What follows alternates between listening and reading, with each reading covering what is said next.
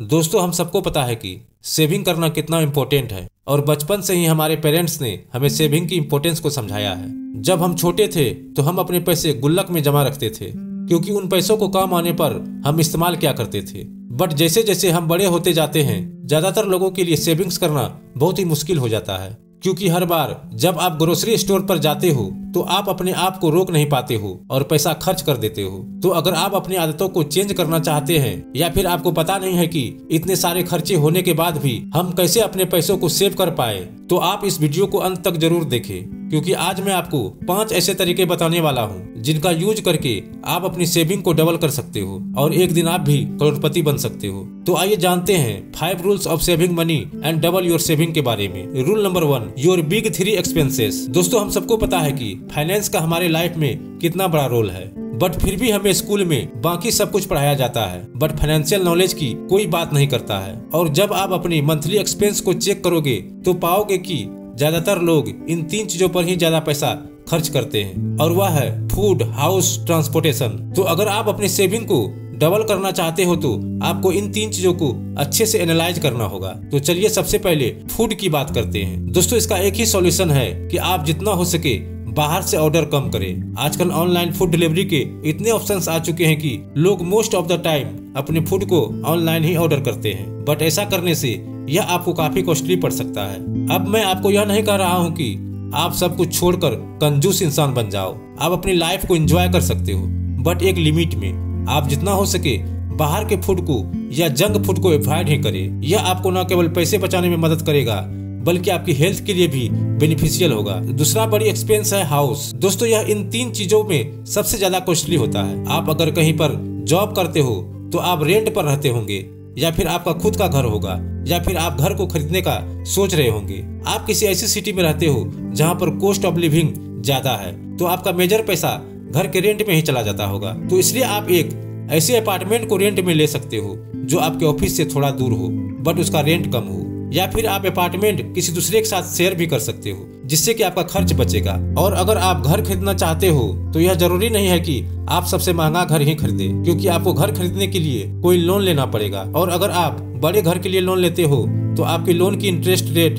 काफी हाई होगी, जिसे चुकाते चुकाते आप थक जाओगे। अब आता है तीसरा एक्सपेंस, ट्रांसपोर्टेशन। दोस्तों, अगर आप वर्क फ्रॉम होम नहीं करते हो तो आपको ट्रांसपोर्टेशन के लिए पे करना ही पड़ता होगा। अब चाहे आपको ऑफिस जाना हो, जिम जाना हो, या फिर किसी दोस्त को मिलने के लिए जाना हो, तो ट्रांसपोर्टेशन के लिए आपको पैसा तो खर्च करना ही पड़ेगा। और उसके लिए या तो आप बाइक या कार बाय करोगे, या फिर कोई पब्लिक ट्रांसपोर्टेशन को चूज करोगे। और मोस्ट ऑफ द टाइम लोग बाइक या कार बाय कर लेते हैं। आपको पता है कि जब भी कार या बाइक को हम परचेज करते हैं तो उसकी 10 से 20% वैल्यू शोरूम से उतरते ही खत्म हो जाती है। और उसका एक ही सॉल्यूशन है कि आप यूज्ड कार ले सकते हो, जिससे कि वह आपको कम कॉस्ट में भी पड़ेगी, और जब आप उसे बेचोगे तो भी आपको ठीक ठाक पैसे मिल जाएंगे। तो एक सेकेंड हैंड कार लेना आपके लिए एक बेस्ट ऑप्शन हो सकता है, और अपनी ट्रांसपोर्टेशन की कॉस्ट को और भी कम करने का सबसे बेस्ट तरीका है। आपको अपनी ट्रांसपोर्टेशन की कॉस्ट को और भी कम करने का सबसे बेस्ट तरीका है कि आप पब्लिक ट्रांसपोर्टेशन जैसे बस या मेट्रो ट्रेन इन सब का यूज कर सकते हो, क्योंकि यह आपकी कॉस्ट को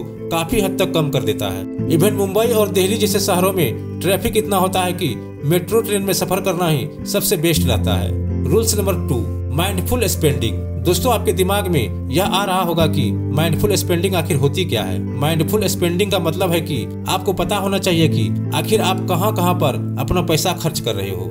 आई will teach you to be rich book के ऑथर रमेश सेट्टी ने इसे कॉन्शियस स्पेंडिंग का भी नाम दिया है, जिसमें आप अपने फाइनेंशियल गोल को ध्यान में रखते हुए पैसा स्पेंड करते हो। आप कोई भी चीज बाय करते हो तो आपको पता होता है कि आपने इतनी कॉस्टली चीज बाय क्यों की है और उसका आपके फ्यूचर फाइनेंशियल गोल पर क्या असर होने वाला है। तो फिर आप कोई भी चीज पर बिना फालतू का खर्च नहीं करते हो। माइंडफुल स्पेंडिंग में आप केवल शो ऑफ के लिए, दूसरों को दिखाने के लिए चीजों पर खर्च नहीं करते हो। वह सारी चीजें जो आप खरीदते हो वह आपके लाइफ में किसी न किसी तरीके से वैल्यू ऐड करती है। इसलिए आप उन चीजों पर खर्चा करो जिससे कि उन चीजों को खरीदने के बाद आपको कोई भी रिग्रेट नहीं होने वाला हो, और आप केवल चीजों पर डिस्काउंट देखकर या फिर कोई न्यू ईयर सेल देखकर उन पर खर्चा नहीं करोगे। यदि आप अपने डिसीजंस लॉजिक के बेस पर सोच समझ कर लेते हो तो ऐसा करके आप अपने काफी पैसे बचा सकते हो। रूल नंबर 3, पे योर ऑल हाई इंटरेस्ट डेब्ट। दोस्तों, अगर आप अपनी सेविंग्स को डबल करना चाहते हो तो आपको अपने ऊपर जितने भी हाई इंटरेस्ट लोन है उन्हें खत्म करना ही होगा। उसमें क्रेडिट कार्ड काफी ऊपर आता है, क्योंकि आजकल हर किसी के पास क्रेडिट कार्ड तो होता ही है और क्रेडिट कार्ड पर आपको 18 से 30% तक के इंटरेस्ट रेट लग जाते होंगे। बट क्या आप कभी 18% का रिटर्न किसी भी इन्वेस्टमेंट से ले सकते हो? अगर नहीं तो आपके लिए क्रेडिट कार्ड पर इतना इंटरेस्ट पे करना सही नहीं है। और अगर आप इन लोन्स को खत्म करना चाहते हो तो आपको जितने भी लोन्स है उनको इंटरेस्ट रेट के हिसाब से डिक्रीजिंग ऑर्डर में रखना है। देन आपको सबसे ज्यादा अमाउंट अपने हाई इंटरेस्ट वाले लोन में पे करना है, बाकी में मिनिमम पेमेंट करना है। देन एक एक करके आपको सारे लोन्स खत्म कर देने हैं। हो सकता है कि इसे करने में टाइम लगे, भले ही आपके ऊपर काफी सारे हाई इंटरेस्ट लोन हो, लेकिन इसको खत्म करने का सबसे बेस्ट तरीका यही है। Rules number 4, earning more money. दोस्तों, जब बात आती है सेविंग्स की तो चीजों पर पैसा बचाना या फिर अपने स्पेंडिंग को कम करना केवल एक हद तक ही पॉसिबल है, क्योंकि कुछ ऐसे एक्सपेंसेस है जिन पर आपका पैसा खर्च होने ही वाला है, उसमें आप कुछ भी नहीं कर सकते हो। बट अगर आप अपने पैसों को और भी ज्यादा बढ़ाना चाहते हो तो आपको अपनी इनकम को ग्रो करने पर ध्यान देना होगा, क्योंकि आपको पता ही है कि हर साल इन्फ्लेशन बढ़ता जा रहा है और सारी चीजें एक्सपेंसिव भी होती जा रही है।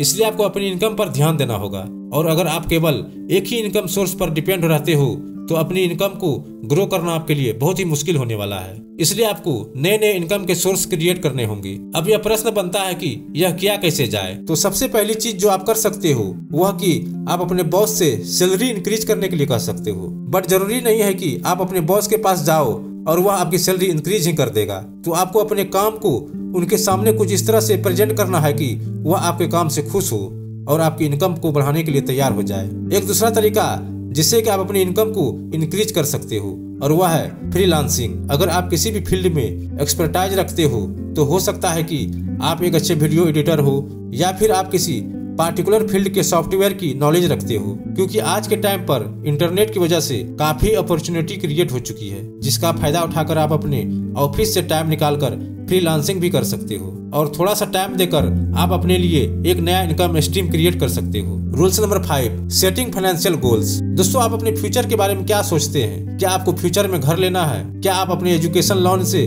फ्री होना चाहते हैं या फिर आप कहीं लॉन्ग ट्रिप पर जाना चाहते हो? अगर आप ऐसा कुछ भी अचीव करना चाहते हो तो आपको इनके लिए सेविंग करनी ही होगी और एक डिटेल प्लान बनाना होगा, क्योंकि अगर आप इनके लिए गोल सेट करते हो तो आपको इससे क्लैरिटी मिलती है कि आपको इन चीजों के लिए कितना पैसा चाहिए। हम सबको यह डिटेल में पता होने के बावजूद भी हम इन्हें ढंग से फॉलो नहीं कर पाते हैं, क्योंकि हम इनके बारे में कभी भी डिटेल प्लान बनाकर सोचते ही नहीं है और बस यही सोचते रहते हैं कि फ्यूचर में यह सारी चीजें कर लेंगे, बट कैसे करेंगे इसका कुछ अता पता नहीं होता। इसलिए आपके जो भी फ्यूचर गोल्स है वह 3 तरह से डिवाइड होने चाहिए: short term goal, medium term goal, long term goal. Short term goal वह है जिन्हें आपको अगले 12 महीने में अचीव करना है, जैसे कि आपको अपने घर के लिए कोई फर्नीचर चाहिए या फिर अपने लिए स्मार्टफोन चाहिए। यह सब शॉर्ट टर्म गोल हो सकते हैं, जबकि मीडियम टर्म गोल 10 ईयर तक के हो सकते हैं, जैसे कि आने वाले कुछ सालों में आपको एक कार चाहिए होगी।